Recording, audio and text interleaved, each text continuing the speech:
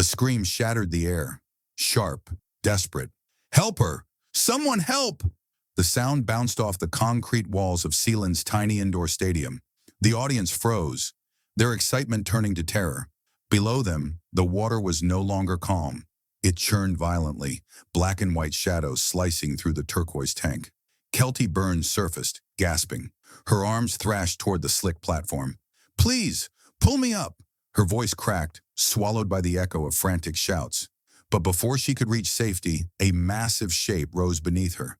Tilikum, 22 feet of raw power. His teeth clamped around her foot, dragging her back into the depths. The water stilled for a haunting moment. Then another eruption. White foam, a flash of Keltie's arm breaking the surface. She fought upward, coughing, eyes wide with sheer panic. The whales, Tilikum, Nootka IV, Haida II, circled her like silent hunters. "They're playing with her," a witness whispered, horrified. It wasn't hunger. It wasn't instinct. It was something far more chilling. Curiosity mixed with frustration. Years of captivity had warped their behavior. Tilikum had always been different. Trainers said he was gentle, but slow. He carried deep scars from his capture in Icelandic waters. Here, trapped in a tank barely large enough for a single whale, his mind had changed. He floated listlessly for hours, displaying stereotypy, a repetitive, stress-induced motion.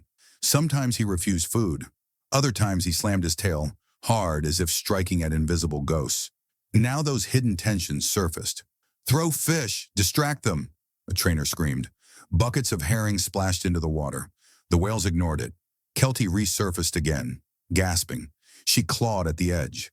Her fingers slipped on the wet platform. For one fleeting second, hope flickered. She was so close, so close. But Nootka nudged her from below. Haida blocked her escape. And again, Tilikum grabbed her, pulling her under. The crowd could hear her muffled cries, bubbling beneath the surface. Children began to cry. Parents shielded their eyes. Some people pressed against the glass, unable to look away. Minutes felt like hours. "This isn't normal," one staff member whispered, pale. "They're coordinated." And they were. Killer whales in the wild hunt cooperatively, using strategy to trap prey. In captivity, that intelligence twisted into something unpredictable. They weren't obeying commands. They weren't afraid. Keltie surfaced once more, barely conscious. Her eyes met the trainers on the platform. A silent plea. Then she was pulled under for the last time.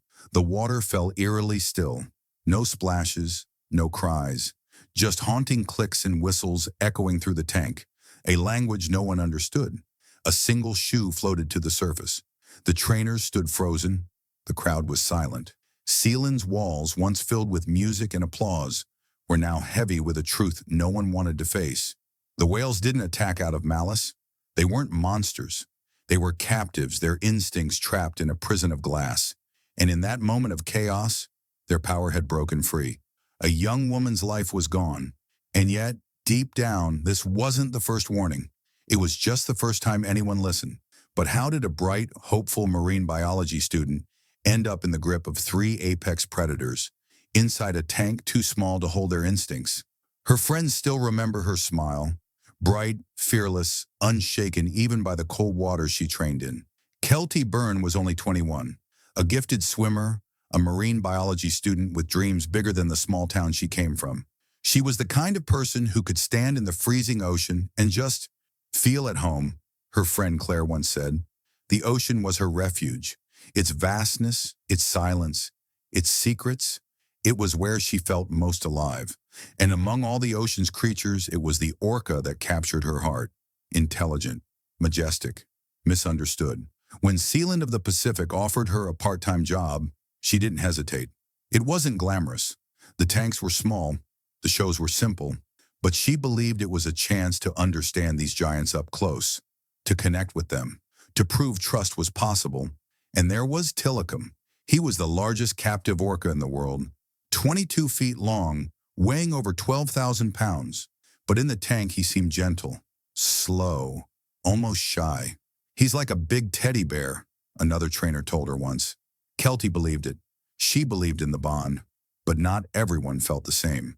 Some trainers whispered at the edge of the pool, "He's different. Watch him." They noticed things. Tilikum floating still for hours facing the wall. chewing the metal gates until his teeth cracked, slapping his massive tail in frustration. Sometimes he refused food entirely. These were signs, subtle ones, signs of a mind unraveling in captivity. But to most visitors, he was just a showpiece. To Keltie, he was a soul she wanted to comfort. "Do you ever feel like they're waiting?" a senior trainer once asked her quietly. "Waiting for what?" She laughed. The trainer didn't answer. Keltie didn't see danger. She saw a creature robbed of freedom, yearning for connection. She believed kindness could bridge the gap between nature's wild instinct and human trust. It was a gentle, almost naive optimism, a hope that love could heal what captivity had broken. Sealand itself carried an eerie quiet when the crowds were gone. At night, the water echoed with soft clicks and whistles, in Orca's private language no human truly understood. Trainers said the whales grew restless after the shows, circling in tight loops, a behavior called stereotypy, an endless pattern born from boredom and stress. But during the day it felt normal, safe, predictable. Keltie fed them, talked to them, even sang to them while cleaning the platform. "They're like big kid," she told her roommate. "You can see it in their eyes. They're curious, they're gentle, they just want interaction." Still, there were moments, brief, unsettling moments that slipped past unnoticed. Once during a routine feeding, Nootka IV suddenly lunged at the bucket, slamming the water with her tail. Another time, Haida II refused to come when called, circling the tank with low, rumbling vocalizations that made the glass vibrate. "They're just moody today," someone would say. But captivity changes everything. Orcas in the wild swim up to 100 miles a day. In tanks, they circle endlessly in a fraction of that space. Their tight social bonds fracture, their instincts twist into something unnatural. No one wanted to admit it. Not the trainers, not the management, not even the visitors who paid to see them. And Keltie, she believed in the good. She wanted to believe these whales were her friends. She wasn't careless, Claire said later. She just had too much faith, too much heart. That faith would carry her to the edge of the platform one quiet afternoon, unaware that beneath the surface the whales were already changing in ways no one could fully see, changing in ways no one truly understood. But beneath the calm ripples of the tank, something far more dangerous was growing, and years of confinement had already begun to shape their minds. It started small, quiet things no one wanted to see. A snapped jaw at the edge of the pool, a sudden low rumble that made the glass vibrate, a flash of teeth too close to a trainer's foot. "They're just restless," someone said. It's nothing. But it wasn't nothing. The whales, Tilikum, Nootka IV, and Haida II, had begun changing. They blocked each other from surfacing, a sign of dominance that doesn't belong in healthy pods. They stole fish meant for others, jerking their massive heads in frustration. Their vocalizations shifted too, no longer soft clicks, but sharp, frantic bursts that echoed through the concrete walls. Experts would later call them stress calls, but at Sealand, they were dismissed as quirks. Tilikum carried more than just size. He carried a history. He hadn't been born in Sealand. As a calf, he was ripped from Icelandic waters, torn from his family pod, and shipped across the world. For years, he was passed between marine parks, spending long hours in cramped enclosures with little stimulation. By the time he arrived in British Columbia, he was scarred, physically from fights and mentally from isolation. He was a prisoner in a tank too small for his instinct. Even so, the trainers trusted him. They had to. He was the star of the show, but subtle red flags appeared every week. Once, during a feeding, Haida II lunged without warning, slamming the water and drenching the platform. Another time, Nootka IV refused to return to her holding pool, circling Tilikum with loud, echoing whistles. Tilikum himself would float motionless for hours, eyes fixed on nothing. "They're waiting for something," a trainer muttered under her breath. "Waiting for what?" Keltie asked with a nervous laugh. The trainer didn't answer. By 1991, tension was simmering beneath every show. The whales weren't following commands as smoothly. They would delay behaviors, flicking their tails in defiance. The audience never noticed. To them, the splashes and unpredictability were part of the fun. On that cold February day, the stands were full. Keltie stood on the platform smiling. The whales circled slowly beneath her. The show began like any other. But something was off. When the whistle blew, Nootka ignored it. Haida refused to leap. Tilikum stayed still, deep in the water, his massive shadow barely moving. "They're being stubborn today," Keltie said, forcing a laugh. The audience clapped anyway, thinking it was all part of the performance. Then the whales suddenly surged upward, splashing the front rows in a chaotic wave.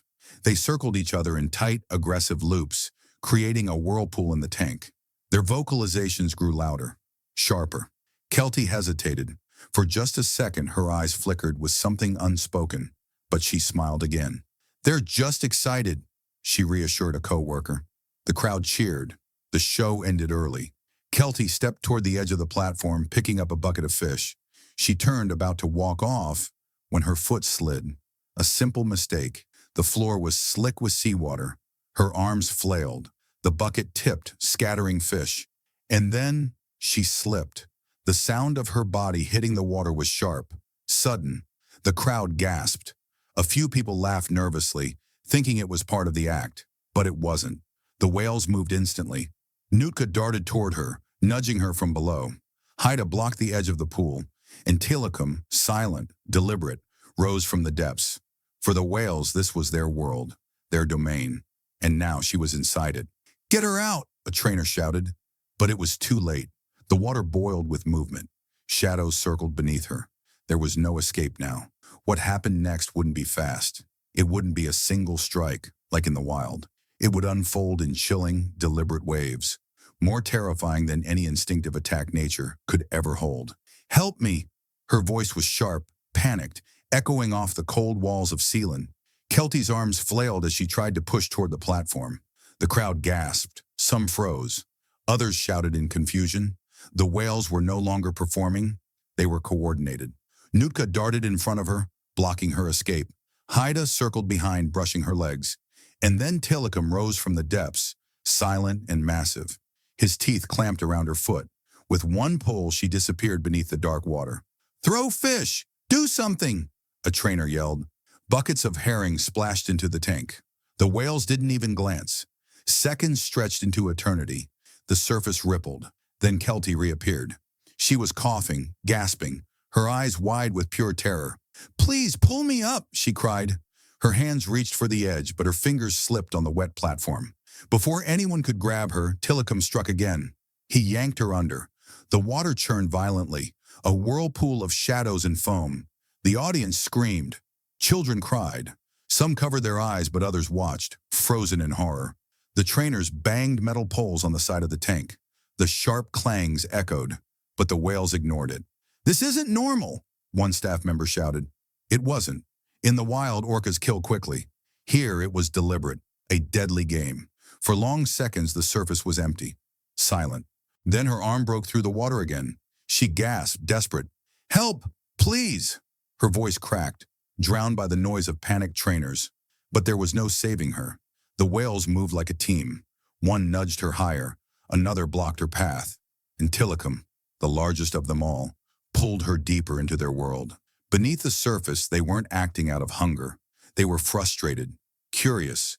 Captivity had twisted their instincts. She resurfaced once more, her face pale, her breath ragged, her eyes locked on the trainers, a silent plea. Then the water swallowed her for the last time. Everything stopped. The tank stilled. The ripples faded. A single shoe floated to the surface. The trainers froze. The crowd was silent. Only the haunting clicks and whistles of the whales echoed through the air, a language no one could understand. When they finally released her, it was too late. Sealand closed its doors forever after that day. But Tilikum's story didn't end. He was sold to SeaWorld. There, his name would be tied to 2 more deaths, sparking outrage across the world. It wasn't malice. It wasn't evil. It was captivity. We put the ocean's giants in cages, and when they broke, we called it tragedy. But perhaps the tragedy was ours all along. She was a promising young trainer. They were intelligent predators, trapped in a concrete box. One slip, one splash, and the fragile line between trust and instinct disappeared. This is the haunting true story of Keltie Byrne, the first victim of Tilikum, the orca who would later be called Blackfish.